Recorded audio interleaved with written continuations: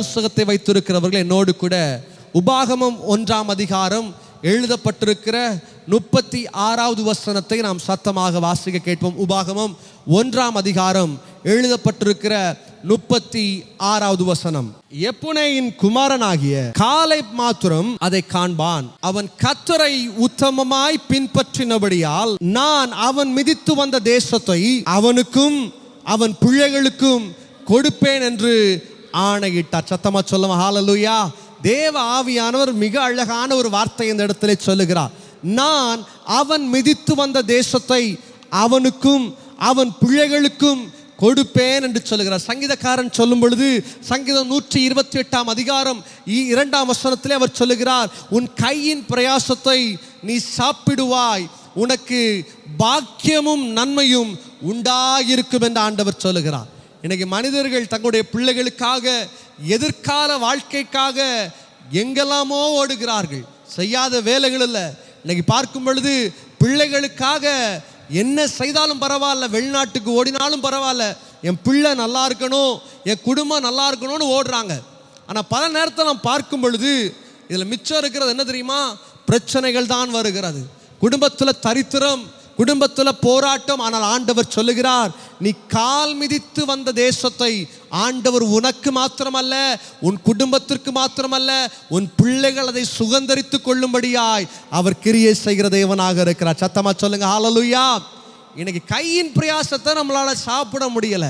இன்னைக்கு நிறைய பேரை பார்க்குறோம், நிறைய நேரத்தில் அவங்க சொல்ற ஒரு காரியம், ஐயா நிறைய ஏர்ன் பண்றோம், வாழ்க்கையில் நிறைய சம்பாதிக்கிறோம், ஆனால் அது எப்படி செலவாகிறதுனே தெரியல. திடீர்னு ஒரு வியாதி வருது, கையில் 10,000 ரூபாய் தான் இருக்குதுன்னா 15,000 ரூபாய் பில் வருதுயா.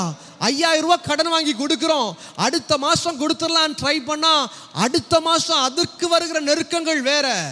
நான் கடந்து வருகிற பாதைகளில் நான் கால் எடுத்து வைக்கிற ஒவ்வொரு ஸ்டெப்பில் என்னுடைய வாழ்க்கையில் துன்பங்களை மாத்திரம் பார்த்து கொண்டிருக்கிறேன், துயரங்களை மாத்திரம் பார்த்து கொண்டிருக்கிறேன் என்று கண்ணீரோடு இந்த வார்த்தையை கேட்டுக்கொண்டிருந்தால் ஆண்டவர் சொல்லுகிறார், நீங்கள் கால் எடுத்து வைக்கிற ஒவ்வொரு காரியத்திலும் ஆண்டவர் நன்மையை கொடுப்பார்.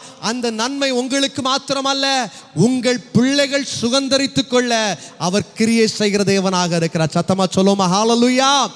இன்னைக்கு ஆண்டவர் ஒரு அற்புதத்தை நமக்கு செய்யும்படியாக விரும்புகிறார். 2வது இதே வசனத்திலே வாசிக்கும் பொழுது ஆவியானவர் இந்த வேத புஸ்தகத்தில் எழுதியிருக்கிற அந்த கடைசி வார்த்தையை பார்க்கும் பொழுது கொடுப்பேன் என்று ஆணையிட்டார் என்று எழுதப்பட்டிருக்கிறது.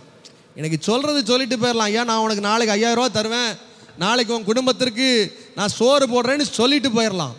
ஆனால் கமாண்ட் என்கிறது ரொம்ப வித்தியாசம். இன்னைக்கு ஒரு பெரிய ஒரு படை இருப்பார்களே, ஆனால் அவர்கள் எதற்காக எதிர்பார்த்து கொண்டிருப்பார்கள் தெரியுமா? ஒரே ஒரு கமாண்ட், தன்னுடைய தலைவரிடத்திலிருந்து வருகிற ஒரே ஒரு ஆணைக்காக எதிர்பார்த்து கொண்டிருப்பார்கள். அந்த தலைவர் என்ன சொல்றானோ அதற்கு நோ என்கிற வார்த்தையை சொல்லாம வேகமா ஓட ஆரம்பிப்பான். இதே போலதான் ஆண்டவர் இன்னைக்கு ஒரு அதிகாரமுள்ள வார்த்தையை சொல்லுகிறார், உன்னை நான் ஆசீர்வதிக்கவே ஆசீர்வதிப்பேன்.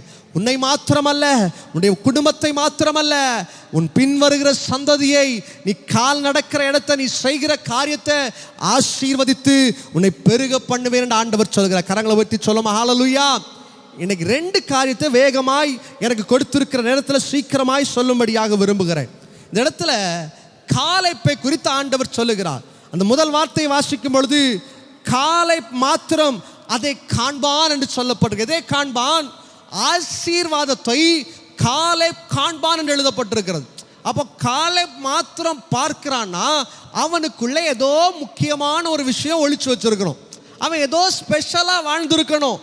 ஆண்டவர் சொல்லுகிறார், இன்னைக்கு யார் இந்த வசனத்தை பின்பற்றி ஆண்டவரே நானும் அந்த காலேப்பை போல வாழ விரும்புகிறேன் என்று தன்னை ஒப்பு கொடுக்கிறார்களோ அவர்களை பார்த்து ஆண்டவர் சொல்லுகிற ஒரு வார்த்தை, நீ மிதித்து வந்த தேசத்தை உனக்கு மாத்திரமல்ல பிள்ளைகளுக்கும் கொடுப்பேன் என்று தேவன் இந்த இரவு நேரத்தில் ஆணையிடுகிற தேவனாக இருக்கிறார். சும்மா சொல்லிட்டு போகிற தேவன் அல்ல.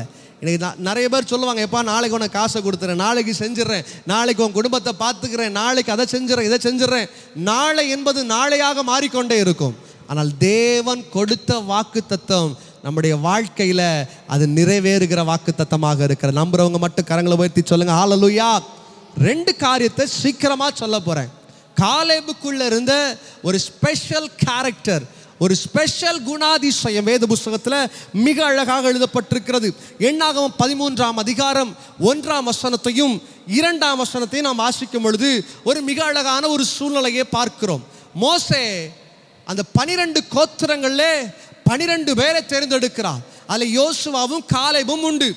அவர்களை அந்த கொடுக்கப்பட்டிருக்கிற அந்த தேசத்தை, கானான் தேசத்தை பார்க்கும்படியாக, வேவு பார்க்கும்படியாக அனுப்புகிறார்கள். 12 பேரை வேவு பார்க்கறதுக்காக மோசே அனுப்பி வைக்கிறார். போகும்போது இவங்க எல்லாத்தையும் பார்க்குறாங்க. இந்த தேசம் ரொம்ப அழகாக இருக்குது. வேத புஸ்தகத்தில் வாசிக்கும் பொழுது எண்ணாகமம் 13ஆம் அதிகாரம் 24ஆம் வசனம் சொல்லப்பட்டிருக்கிறது. அவர்கள் திராட்சைகளை பறித்து கொண்டு வந்தார்கள். அதனால அந்த இடத்திற்கு எஸ்கோல் என்று ஒரு பெயர் வந்தது என்று சொல்லப்பட்டிருக்கிறது. ஏன்னா மோசே கேட்கிறார், எப்பா நீங்கள் அந்த தேசத்துக்கு போனால் அந்த இடத்துல கிடைக்கிற நல்ல பழங்களை, அங்கே கிடைக்கிற கனிகளை கொண்டு வாருங்கள் என்று கேட்கிறார். இதனால இவங்க கொஞ்சம் திராட்சைகளை அங்கிருந்து பறித்து எடுத்துட்டு வர்றாங்க. மோசே அப்போ அதே போல சொல்லியிருக்கிறார், எப்பா அங்கே இருக்கிற சூழ்நிலை எப்படி இருக்குது, மனிதர்கள் எப்படி இருக்கிறார்கள், அங்கே உள்ள லேண்டெல்லாம் எப்படி இருக்குது, நல்ல விவசாயம் பண்ணலாமா, எல்லாத்தையும் பார்த்துட்டு வாங்கன்னு சொல்லியிருக்கிறார். இப்போ நம்ம ஆட்கள் உள்ளே போகிறாங்க, உள்ளே போய் காரியத்தெல்லாம் செய்கிறாங்க. போயிட்டு வரும்பொழுது 10 பேர் சொல்கிறான், எப்பா அங்கே மனுஷங்க வாழவே முடியாது. ஏன்னா எல்லாவனும் காட்டு மிராண்டி போல இருக்கிறான், எல்லாம் பயங்கரமான மனுஷன் அந்த கானான் தேசத்துக்குள்ளே வாழ்ந்து கொண்டிருக்கிறான். வேத புஸ்தகத்தில் வாசிக்கும் பொழுது எண்ணாகமம் 13ஆம் அதிகாரம் 28ஆவது வசனத்தையும் 29ஆம் வசனத்தையும் வாசிக்கும் பொழுது அதில் மிக அழகாக எழுதப்பட்டிருக்கிறது.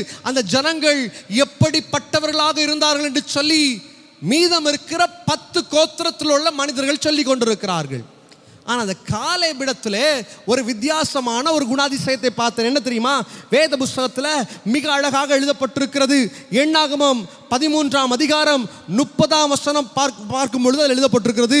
அப்பொழுது காலேப் மோசேக்கு முன்பதாக ஜனங்களை அமர்த்தி, நாம் உடனே போய் அதை சுதந்தரித்துக் கொள்வோம், நாம் அதை எளிதாய் ஜெயித்து கொள்ளலாம் என்ற. நல்ல கவனிங்க, கூட இருக்கிறவங்கெல்லாம் சொல்றாங்க முடியாது முடியாது முடியாது அப்படிங்கிறான். கூட இருக்கிற மனுஷனே உன் வாழ்க்கை உருப்படாது அப்படிங்கிறான். கூட இருக்கிறவனே சொல்றான் அந்த தேசத்துக்குள்ள போகவே முடியாது. ஏனென்றால் அங்க வாழுகிற ஜனங்கள் அவங்க பயங்கர வைராக்கியம் உள்ளவர்கள், அந்த இடத்துக்குள்ள போகவே முடியாது அப்படிங்கிறான். ஆனால் இந்த காலேப் ஒரு வித்தியாசமான ஒரு எக்ஸ்பீரியன்ஸ் எடுத்து வைக்கிறார், ஒரு வித்தியாசமான ஒரு குணாதிசயத்தை எடுத்து வைக்கிறார். அவர் சொல்ற ஒரு வார்த்தையை பாருங்க, அதை ஈஸியா கேப்சர் பண்ணிடலாம். அப்போ நான் நினைச்சு பாருங்க, அவனுக்குள்ள இருந்த விசுவாசம் எப்படிப்பட்ட விசுவாசமாக இருந்திருக்கிறோம். கரங்களை உயர்த்தி சொல்லுங்க ஹல்லேலூயா. இன்னைக்கு பல நேரத்தில் நம்ம சுற்றி இருக்கிறவங்கெல்லாம் சொல்றத கேட்டு கேட்டு கேட்டு நம்ம என்ன செய்கிறோம், என்ன பண்ணுறோம், எதை நோக்கி போயிட்டு இருக்கோம்னு தெரியாமலே வாழ்ந்துட்டு இருக்கிறோம். ஏன்னா பார்க்குறவங்கெல்லாம் இந்த பிரச்சனையை பார்த்துட்டு சொல்லுவாங்க, உன் மனுஷன் உன்னை ஏமாத்திட்டானா இனி வாழ்க்கையில் ஒப்பேறவே செய்யாது, வாழ்க்கையில் பிழைக்கவே முடியாது, இந்த காசை இழந்துட்டியா இனி உனக்கு கிடைக்கவே செய்யாது, இனி உன் வாழ்க்கையில் இந்த பிரச்சனை வந்துட்டா இனி நீ மேலே வரவே முடியாது. ஆனால் காலேப் ஒரு வார்த்தையை சொல்றான், நீ பார்க்கிற கண்களோடு நான் பார்ப்பதல்ல, ஆண்டவர் விசுவாசத்தின் கண்களை எனக்கு கொடுத்திருக்கிறார். அந்த விசுவாசத்தின் கண்களோடு பார்க்கும் பொழுது உனக்கு கடினமாக இருக்கலாம், ஆனால் எனக்கு அது லகுவான காரியம். சத்தமா சொல்லுங்க ஹல்லேலூயா. இன்னைக்கு மனுஷனுக்கு கஷ்டமா தோணலாம், இன்னைக்கு மனுஷனால இதை விட்டு தப்பித்து வர வேற வழியே தெரியாம இருக்கலாம். ஆனா ஆண்டவர் சொல்றாரு, அவனுக்கு கஷ்டம், தேவனை ஆராதிக்கிற பிள்ளைகளுக்கு இந்த தடைகளை தாண்டி செல்வது அது லேசான காரியம். சத்தமா சொல்லுவோம் ஹல்லேலூயா. அதாவது ஒரு ஓநாய் இருந்துச்சான். இந்த ஓநாய் ஒரு நாள் விடியற் காலையில் எழும்பி அழகா நடந்து போயிட்டு இருக்குது. இந்த விடியற் காலில் பார்த்தா அந்த சன்லைட் நம்ம மேலே படும் பொழுது நம்முடைய நிழல் பெருசாக தெரியும். எத்தனை பேர் கவனிச்சிருக்கீங்க? நம்ம நிழல் எப்போவுமே பெருசாக தெரியும். அப்போ இந்த ஓநாய் நடந்து போயிட்டு இருக்குது. நடந்து போயிட்டு இருக்கும் பொழுது அந்த நிழலை பார்த்த உடனே தான் இருதயத்துக்குள்ளே நினைக்குது, எப்பா இவ்வளவு பெருசாக நான் வளர்ந்துட்டேனா, இவ்வளவு பெருசாக மாறிட்டேனா, அப்போ இன்னைக்கு நான் சாதாரண சாப்பாடை சாப்பிட்டா என் வயிறுக்கு பத்தாது, பெரிய யானையை தான் சாப்பிடணும் அப்படின்னு நினச்சிதான். பார்க்க தமா துண்டு இருக்குது, ஆனால் சாதாரண ஒரு ஒளி பட்ட உடனே அதோடைய ஷேடோ கொஞ்சம் நீளமாக தெரிஞ்சோன்னா அது யோசிக்குது, அவ்வளவு பெருசாக நான் வளர்ந்துட்டேனே, இனி என்ன பண்ணுறது, இன்னைக்கு ஒரு நல்ல ஒட்டகத்தை இல்லைன்னா நல்ல ஒரு யானையை தான் நான் சாப்பிடணும்னு தேடி தேடி போகுது. டைம் போயிட்டே இருக்குது. காலைல 8 மணி, 9 மணி, 10 மணி, 11 மணி. இந்த 11 மணி ஆகும்போது மறுபடியும் தன்னுடைய பின்பக்கமாக திரும்பி பார்க்கும் பொழுது இந்த ஷேடோ அது குறைவாக காணப்பட்டது. ஏன்னா 11 மணிக்கு சூரியன் எங்கே வந்துடும்? நம்ம தலைக்கு கிட்ட வந்துடும். அப்போ நம்முடைய நிழல் எப்படி தெரியும்? சின்னதாக தெரியும். இது பார்த்துட்டு நினைக்குது, ஐயோ காலையிலேருந்து சாப்பிடாம நான் நடந்து என்ன ஆயிடுச்சு, நான் மெலிஞ்சே போயிட்டேன். இனி எறும்பையாவது சாப்பிட்டு உயிரோட வாழுவோம், இல்லை நான் செத்தே போயிடும்னு எறும்பை தேடுது. இப்போ நடக்குது. கொஞ்சம் தூரம் நடக்கும்போது கரெக்டாக 12 மணி, சூரியன் தலைக்கு மேலே இருக்குது. நம்ம ஆள் சப்பி போனார். அதுக்கு ஷேடோ எங்கே போச்சுன்னே தெரியல, தேடுது. ஐயோ காலையிலேருந்து நான் தேடி சாப்பாடுக்காக எறும்பு கிடைக்கல, யானை கிடைக்கல, ஒன்றும் கிடைக்கலையே, இனி நான் எப்படி பிழைக்க முடியும்னு அழுதுகிட்டே வீட்டுக்கு போச்சுதான். இன்னைக்கு நம்ம வாழ்க்கையில இப்படி தான் நம்ம வாழ்ந்துட்டு இருக்கிறோம். பிறர் சொல்றதை பார்த்துட்டு அப்படி இருக்கிறோம் இப்படி இருக்கோம் நினைச்சு ஏமாந்து வாழ்க்கையில் அலைந்து கொண்டிருக்கிறோம். ஆனால் ஆண்டவர் சொல்லுகிறார், நான் உனக்கு கொடுத்த வாக்கு தத்தங்களை நிறைவேற்றுகிறவரை நான் உன்னை கைவிடுவதில்லை, உன்னை விட்டு விலகாத தேவனாக இருக்கிறார். கரங்களை உயர்த்தி சொல்றீங்களா? ஹல்லேலூயா. இன்னைக்கு ஆவியானவர் மிக அழகாக சொல்லுகிறார், உன் கையின் பிரயாசத்தை உன்னை சாப்பிடும்படியாக வைப்பார். இதுவரைக்கும் மனிதர்கள் நீ சம்பாதித்ததை அபகரித்து இருக்கலாம், இதுவரைக்கும் நீ சம்பாதித்ததை வேறு காரியங்களுக்கு செலவழித்து இருக்கலாம். ஆனால் இன்னைக்கு தேவ சமூகத்தில், ஆண்டவரே இனி என்னுடைய பார்வை மனிதர்களை போல இருக்காதப்பா. ஆண்டவரே வேறு மனுஷன் பார்க்கறது போல நான் பார்க்க போறதில்லை, நான் வித்தியாசமா பார்க்க போறேன்ப்பா. என் பார்வை விசுவாசமுடைய பார்வையாக இருக்க போகிறது. ஒரு ஆமென் சொல்லுங்க. ஹல்லேலூயா. இன்னைக்கு ஆண்டவரை நம்புங்க. மனுஷன் முடியாதுன்னு சொல்ல மனுஷன் முடியாதுன்னு சொல்ல நீங்க தேவ சமூகத்தில் சொல்லுங்க, அப்பா இது மனுஷனால முடியாது, ஆனால் நான் ஆராதிக்கிற தேவனால முடியும். இயேசுடைய நெருங்கிய நண்பன் ஒருவன் இருந்தான், அவனுடைய பேர் லாசரு. மரித்து போன உடனே எல்லாரும் கேட்குறாங்க, இயேசு கிறிஸ்து வந்திருக்கலாமே, இயேசு கிறிஸ்து வந்திருந்தா அவனை உயிரோடு எழுப்பியிருக்கலாமே, இயேசு கிறிஸ்து வந்திருந்தா இந்த செத்து போன லாசருவை அவர் உயிரோடு எழுப்பியிருப்பாரு. 3 நாள் ஆகுது, இயேசு கிறிஸ்து வரலை. நான் நினைக்கிறேன் அந்த டைமில் கண்டிப்பாக இயேசு கிறிஸ்துவை 10 பேர் அறுத்து கிழிச்சிருப்பான். 10 பேர் சொல்லியிருப்பான், உருப்படுவானா அவன்லாம், இயேசு கிறிஸ்து இப்படி பண்ணிவிட்டார, அவர் வந்து தொலைஞ்சிருக்கலாமே, அவர் மட்டும் வந்திருந்தா இந்த லாசரு உயிரோடு இருந்திருப்பானே. 3 நாள் கழிச்சு வாராருன்னா அவர் சாதாரண தேவன் அல்ல. இன்னைக்கு சில நேரம் ஆண்டவர் சில நேரம் காக்க போடுறார், சில நேரம் பட்டினி போடுறாரு, சில நேரம் நம்மளை சோதனைக்குள்ள நடக்க விடுறாரு. நம்ம செய்ய வேண்டிய ஒரே ஒரு காரியம், மாம்சமான கண்களால் பார்க்காதபடி. காலேபை குறித்து பார்க்கிறோம், அவருடைய பார்வை விசுவாசத்திற்கு மேல இருந்தது. கூட இருக்கிற அந்த ஜனங்கள்லாம் சொல்றாங்க, 10 கோத்திரத்திலிருந்து வந்தவங்க சொல்றாங்க, முடியாது, அந்த கானானுக்குள்ள தரிசிக்க வாய்ப்பே இல்லை அப்படிங்கிறாங்க. ஆனா காலேப் ரொம்ப சிம்பிளா ஒரு வார்த்தையில முடிக்கிறாரு, ரொம்ப ஈஸி, நம்ம போவோம், கிளம்பி வாங்க, இனி என்ன பிரச்சனை, இனி என்ன போராட்டம், ஆண்டவர் நம்ம கூட இருக்கிறாரையா, லேசான காரியம், போவோம் அப்படின்னு கிளம்பி வர்றான். இன்னைக்கு தேவ சமூகத்தில், ஆண்டவரே இனி நான் பார்க்க போற என்னுடைய பார்வை விசுவாசத்தின் பார்வையாக இருக்கும்பா.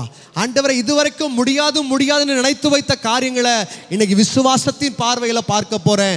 நீர் எனக்காக யாவையும் அதின் காலத்துல நேர்த்தியாக செய்கிற தேவனாக இருக்கிறீர். உங்கள் கையின் பிரயாசத்தை உங்களுக்கு சாப்பிட பண்ணுகிற தேவனாக இருக்கிறார், மீதம் எடுத்து வைக்கிற தேவனாக இருக்கிறார்.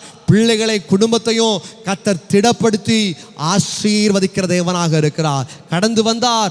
3 நாளைக்கு பிறகு கெட்டுப்போன நாரிப்போன சரத்தின் பக்கத்தில் இயேசுவானவர் கடந்து வந்தார்.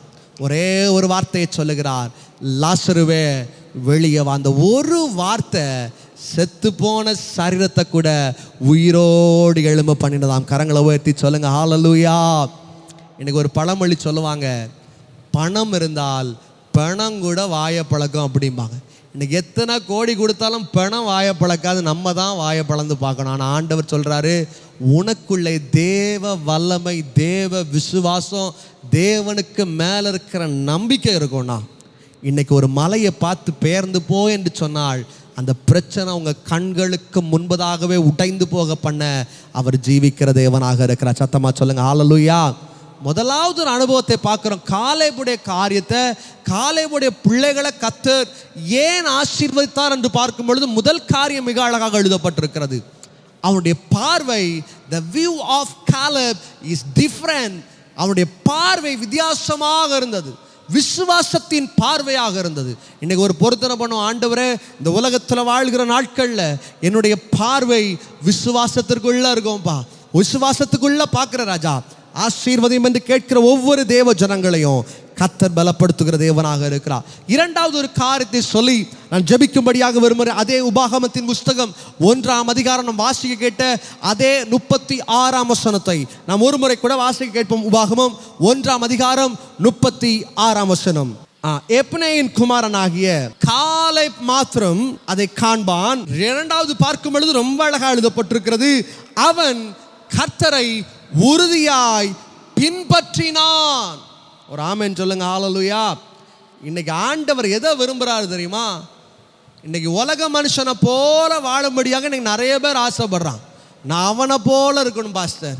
பாஸ்டர் எனக்கு பார்த்தீங்களா அந்த வீடியோவில் அவர் வர்றார்ல, ஒரு காலத்தில் நான் கல்லூரி படிக்கும் பொழுது நான் கேள்விப்பட்டிருக்கேன், நான் அஜித்தை போல இருக்கணும், நான் விஜயை போல இருக்கணும், நான் அந்த சூப்பர் ஸ்டாரை போல இருக்கணும், ரஜினியை போல இருக்கணும்லாம் பேசுகிற நாட்கள் மாறி இன்னைக்கு ஒரு புதிய ட்ரெண்ட் வந்துருச்சு. ஐயா நான் அந்த பாஸ்டரை போல இருக்கணும், நான் இந்த பாஸ்டரை போல ட்ரெஸ் போடணும். ஆண்டவர் சொல்ற, நீ மனுஷனை பின்பற்றதை விட்டுட்டு ஆண்டவரை பின்பற்ற ஆரம்பிப்பாய், ஆனால் உன் துக்க நாட்களை மாற்ற அவர் கிருபை உள்ளவராக இருக்கிறார். சத்தமா சொல்லுங்க, ஹல்லேலூயா. வேத புஸ்தகத்திலே வாசிக்கும் பொழுது சீமோன் பேதுருவை குறித்து பார்க்கிறோம். அவன் மீன் பிடித்து கொண்டிருக்கிறான். இயேசுவானவர் அந்த இடத்திலே கடந்து வருகிறார். இவனோ துக்கமுடையவனாக சஞ்சலத்தோடு நின்று கொண்டிருக்கிறான். ஆண்டவர் அவனை பார்த்து கேட்கிறார், என்னப்பா என்னாச்சது உனக்கு, ஏன் இவ்வளவு துக்கத்தோடு இருக்கிற, ஏன் இவ்வளவு துயரத்தோடு இருக்கிற? அவன் சொல்லுகிறான், ஐயரே ராம் முழுவதும் நாங்கள் பிரயாசப்பட்டு விட்டோம், ஆனால் எங்கள் வலைகளில் ஒரு மீன் கூட அகப்படவில்லை. ட்ரை பண்ணி பார்த்துட்டோம் யா, என் பிள்ளைங்களுக்காக ட்ரை பண்ணி பார்த்துட்டோம். நம்முடைய வாழ்க்கையில் நாம் சொல்லுகிற ஒரு காரியம் என்ன தெரியுமா? ஐயா எவ்வளவோ ட்ரை பண்ணிட்டேன், என் பிள்ளைய திருந்த பண்ணணும்னு எவ்வளவோ ட்ரை பண்ணிட்டேன், என் குடும்பம் சேர்றதுக்கு எவ்வளவோ முயற்சி எடுத்து பார்த்துட்டேன், என் வாழ்க்கையில் என்னெல்லாமோ செஞ்சு பார்த்துட்டேன், ஆனால் ஆசீர்வாதத்தை பார்க்கவே முடியலையா. இதே சூழ்நிலையில் சீமோன் பேதுரு நின்று கொண்டிருக்கிறான். ஆண்டவர் வார்த்தையை சொல்லுகிறார், வார்த்தைக்கு கீழ்ப்படுகிறான், உள்ளே போகிறான், ஆசீர்வாதம் நடக்கிறது. திரும்பி வரும்பொழுது ஆண்டவர் அவனை பார்த்து ஒரு வார்த்தையை சொல்லுகிறார், நீ என்னை பின்பற்றுவாயானால், இதுவரைக்கும் நீ மீனை பிடிச்சிட்டு இருந்திருக்கலாம், இன்னையிலிருந்து உன்னை மீனை பிடிக்கிறவனாக வைக்கிற தேவன் அல்ல, மனிதர்களை பிடிக்கிறவனாக கர்த்தர் அவனை மாற்றினார். கரங்களை உயர்த்தி சொல்லுங்க, ஹல்லேலூயா. ஒரு வித்தியாசத்தை, ஒரு மாற்றத்தை கொடுக்கிறார். இன்னைக்கு ஆண்டவருக்கு பின்னாடி நீங்க வந்தா மட்டும்தான் ஆசீர்வாதம். இன்னைக்கு உலகத்துக்கு பின்னாடி நடந்துட்டு, உலகம் போகிற போக்கில் போயிட்டு, உலகம் விருப்பப்படுற காரியத்தை செய்துட்டு தேவ சமூகத்தில் வந்து ஆண்டவரே என்னை ஆசீர்வதியும் என்று கேட்பதனால ஒரு ஆசீர்வாதமும் தேவனுடைய சமூகத்தில் நாம் பெற்றுக்கொள்வதில்லை. ஆனால் ஆவியானவர் சொல்லுகிறார், இதெல்லாம் விட்டுட்டு, அப்பா இதெல்லாம் தூரத்துக்கு போட்டு, இந்த காரியத்தெல்லாம் வேண்டாம் உனக்கு, என்ன நீ பின்பற்ற விரும்புவாயானால், if you start to follow Jesus, இந்த இரவு நேரத்தில் ஆண்டவரே மனுஷன் எனக்கு ரோல் மாடல் இல்லை, நீங்க தான் என் தலைவர். சங்கீதக்காரன் சொல்லுகிறார், கர்த்தர் என் மேட்பராக இருக்கிறார், நான் தாழ்ச்சி அடைவதில்லை. நான் மரண இருளில் பள்ளத்தாக்கில் நடந்தாலும், பிரச்சனைக்குள்ள நடந்தாலும், கண்ணீருக்குள்ள நடந்தாலும், சோதனைக்குள்ள நடந்தாலும், வருத்தங்களுக்குள்ள நடந்தாலும் அவர் என்னை காப்பாற்றுகிற தேவனாக இருக்கிற இரவு நேரத்தில் ஆண்டவர் சொல்லுகிறார், அவரை யார் பின்பற்ற விரும்புகிறீர்களோ. சீமோன் பேதுரு அந்த நேரத்தில் ஒரு முடிவெடுக்கிறாரு, இனி இது எனக்கு தேவையில்லை, ஆண்டவர் இவ்வளவு பெரிய அற்புதத்தை செஞ்சுட்டாரு, என் வாழ்க்கையில் இவ்வளவு நன்மை செஞ்சுட்டாரு, இனி இந்த காரியத்தை நான் செய்வதில்லை என்று முடிவு பண்ணிவிட்டு இயேசுவுக்கு பின்னாடி நடந்து வருகிறார். இன்னைக்கு ஆண்டவருக்கு பின்னாடி நடந்து வர ஒப்பு கொடுக்கிறீங்களா? தேவ ஆவியானவர் உங்களை வேறு மனுஷனாக மாற்ற, உங்களை ஆசீர்வதிக்க, துக்கங்களை மாற்ற, துயரங்களை மாற்ற அவர் ஜீவிக்கிற தேவனாக இருக்கிறார். 2 காரியங்களை காலேபுடைய வாழ்க்கையிலிருந்து நான் சொல்லி இருக்கிறேன். முதலாவது பார்க்கிறோம், வசனம் மிக அழகாக சொல்லியிருக்கிறது, அவனுடைய பார்வை வித்தியாசமாக இருந்தது. வித்தியாசமாக இருந்ததுனால் விசுவாசம் உள்ளதாக இருந்தது. பக்கத்தில் இருக்கிறவங்களாம் உங்களை பார்த்து சொல்லலாம், இனி உன் வாழ்க்கை அவ்வளோதான், இனி உன் வாழ்க்கை முடிஞ்சது, இனி உன் பிள்ளை உருப்படவே மாட்டான், இனி உன் வாழ்க்கையில் இந்த பிஸ்னஸில் ஆசீர்வாதத்தை நீ பார்ப்பதில்லை. ஆனால் உங்கள் விசுவாச வாய்கள், தேவனை ஆராதிக்கிற பிள்ளைகளுடைய கண்கள், நீங்கள் பார்க்க வேண்டிய காரியம், இந்த உலகம் எத்தனை சொன்னாலும் பரவாயில்ல, எனக்கு தெரியும் என்னை ஆசீர்வதிப்பது மனுஷன் அல்ல, என்னை உயர்த்துவது மனிதன் அல்ல, என்னை தாங்குவது மனிதன் அல்ல, எனக்கு ஒரு தெய்வம் உண்டு, அவர் சொன்ன சொல்லை காப்பாற்றுகிற தெய்வமாக இருக்கிறார். கரங்களை உயர்த்தி சொல்லுவோமா ஹல்லேலூயா. இரண்டாவது ஒரு அனுபவம் மிக அழகாக எழுதப்பட்டிருக்கிறது. அவரை குறித்து பார்க்கும் பொழுது அவர் தேவனை பின்பற்றுகிறவராக இருந்தார். உறுதியாக தேவனை பின்பற்றார். ஆண்டவர் தான் சொல்றார், காலேப் தேவனை உறுதியாய் பின்பற்றுகிறவனாக இருந்தான். இன்னைக்கு தேவ சமூகத்தில் ஒரு முடிவு எடுப்போம். ஆண்டவரே, மனுஷனை பின்பற்ற நாங்கள் வரல, மனுஷ வார்த்தையை கேட்க வரல, மனுஷனுடைய காரியத்திற்காக வரல. we need your presence Lord. உடைய பிரசன்னம் எங்களுக்கு தேவை. உங்களை மாத்திரம் பின்பற்ற இயேசுவை தன்னுடைய வாழ்க்கையில் யார் ரோல் மாடலாக வச்ச ஆண்டவரே உங்கள் பின்னாடி நடந்து வரேன்னு தன்னை ஒப்பு கொடுக்கிறார்களோ அவருடைய சிறையிருப்புகளை மாற்றி, நெருக்கங்களை மாற்றி, போராட்டங்களை மாற்றி, வாசல்களை திறக்க, விசாலங்களை உண்டு பண்ண அவர் ஜீவிக்கிற தேவனாக இருக்கிறார். நிச்சயமாக அவர் உங்களை ஆசீர்வதிப்பார், உங்கள் துக்க நாட்களை மாற்றுவார். தேவ சமூகத்தில் பாரத்தோடு கண்ணீரோடு ஆண்டவரே ஒரு அண்ணாளை போல ஆண்டவரே என்னை விடுவியும் என்று கேட்டு பாருங்கள். உங்கள் துக்க நாட்களை மாற்றி உங்களை ஆசீர்வதிக்க, குடும்பத்தை உயர்த்த அவர் ஜீவிக்கிற தேவனாக இருக்கிறார். இருக்கிற கண்களை மூடி தேவ சகோதரர் எபிசாம் மூலமாக பகிரப்பட்ட இந்த தேவ செய்தி உங்களுக்கு ஆசீர்வாதத்தை கொண்டு வந்திருக்கும் என்று நாங்கள் நம்புகிறோம். இந்த வார்த்தையால் நீங்கள் ஆசீர்வதிக்கப்பட்டிருந்தால் இதை உங்கள் நண்பர்களுடன் பகிர்ந்து கொள்ளுங்கள். உங்களுக்கு ஜெபம் தேவையா? நீங்கள் எந்த நேரத்திலும் 9952813788 என்ற எண்ணிற்கு எங்களை அழைக்கலாம். எங்கள் அதிகமான பிரசங்கங்கள் மற்றும் நேரடி ஆராதனைகளை லைவ் வர்ஷிப் காண யூடியூப் உள்ள எங்கள் சேனலை பாருங்கள். RHEMAMINISTRIESNGL. தேவன் உங்களை ஆசீர்வதிப்பாராக.